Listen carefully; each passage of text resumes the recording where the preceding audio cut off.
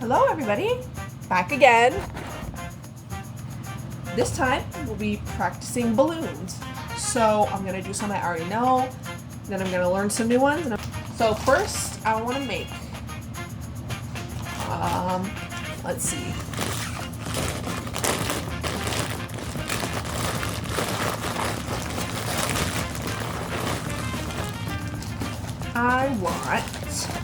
So if you're a professional balloon tire, you ideally have like all of these organized in the colors. I don't have a fancy bag for that, or actually I kind of do now. It's not like an actual balloon bag. They make those. They make some really cool ones. But I have one that's kind of just like a tool bag that I might use for this. So I'm thinking about going out onto where I live. There's a mall on this street, and I'm considering going and clowning over there, sitting in the middle, getting money, getting my skills up, such and such whatever.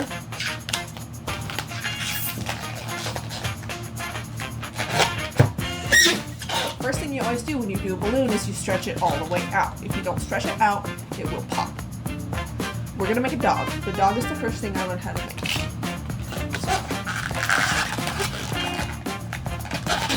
The trick is getting all of the bits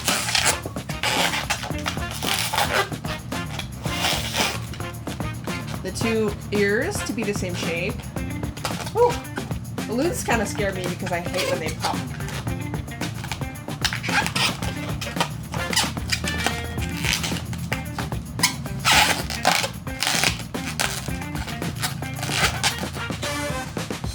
This is a wiener dog because he's long and short legs.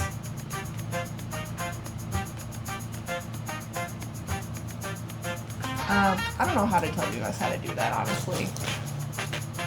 Next up, we're going to do one balloon sword. I'll do my favorite rendition of a sword, but there's a couple of different ways you can do a sword. I like to do it this way because I think it looks cool for a one balloon.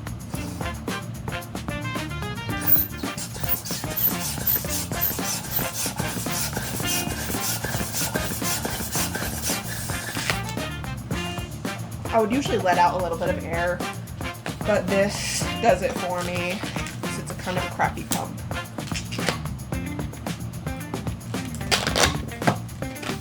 So we're doing one balloon sword. You fill it up pretty much all the way almost. Honestly, I would fill it up all the way, but I just forgot to. So, I gotta remember how to start this.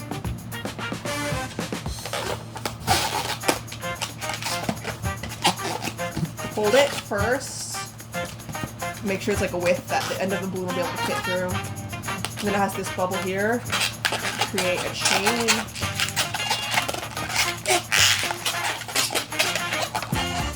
Of bubbles.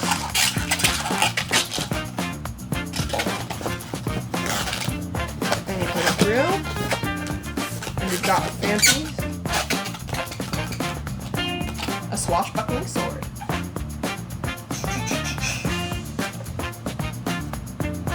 That's my favorite rendition of a sword. Let me think. Oh, a flower. So flowers usually come with two. So I'm gonna do blue. You typically do a color and then green. So I guess we'll let's do some more green. Hold on. Pink. Pink is good.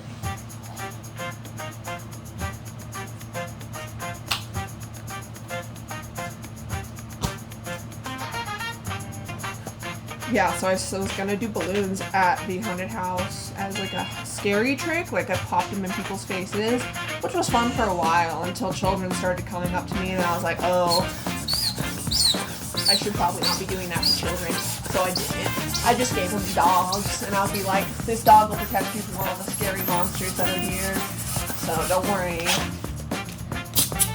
And then that blew back on me because they started using them against my coworkers at the haunted house.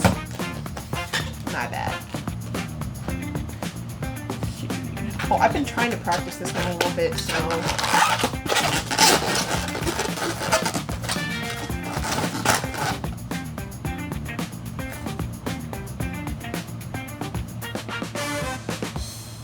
Then of course green is for the stem. I can't quite remember how to do the stem, but we'll figure it out together. Yeah, the one thing that deterred me from doing balloons was I'm really scared of the sound that they make when they pop. It's fucking horrible for me. But they don't really pop all that much. It's kind of rare that they pop when it upside down. They'll pop if it's like a bad balloon, if it's really cold outside. So I'm gonna use this. First, I'm gonna hold it like this. Take it and twist it, and that makes the leaves. Okay, you take this top part. I take the top part. It's kind of funny. The way I taught myself balloon tying was by watching YouTube videos and by talking my shit and saying things like, yeah, I know how to balloon tie. Look me for balloon tying. Then I just had to make myself learn how to do it. So it's just a flower. It's actually one of the better flowers I've ever made. So shout out to me. I had literally just learned how to do this. So hopefully I can actually do it. We're gonna make a 2-balloon butterfly. Alright. This is gonna be a mess because the other one turned out like this. So not so bad, but I could do better than that, I think. Stretch it nice and stretchy. Make sure it's not gonna pop.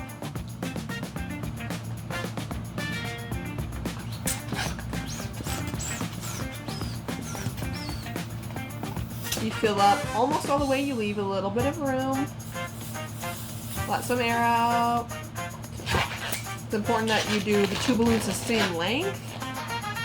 So I like to just kind of like set the balloon.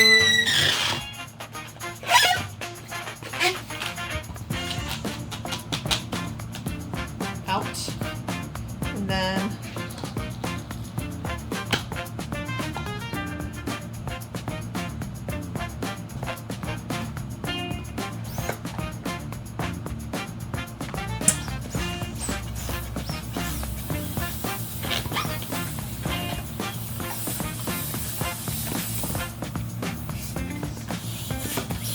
what the fuck?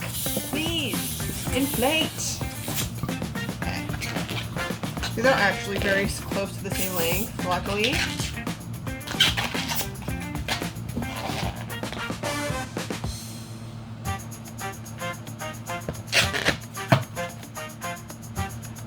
So, you get your 2 balloons that are pretty much the same length. You tie 2 bulbs at the end.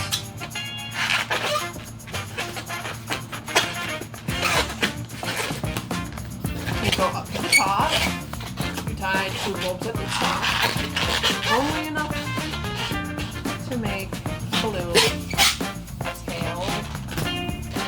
Well, it's supposed to be the same length, but they're not. Tie them together. The tutorial was like, make it so one side is purple and one side is pink or whatever. But I don't want to do that. I'd rather have it mix matched.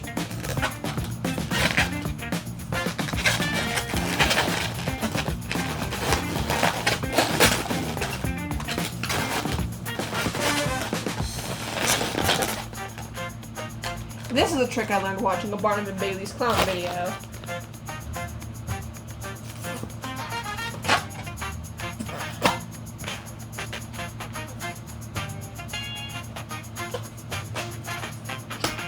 Probably not very encouraged after COVID. But I guess the point of class.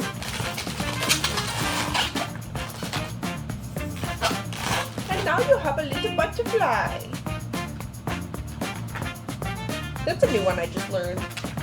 If you're learning balloon tying, there's a lot of videos on YouTube. There's a specific channel that I like because he makes it very clear what he's doing, called Balloon Animals. That's all it is. It's this dude who just does a bunch of different balloon animal designs, and it's really cool. You get to learn a bunch of different stuff.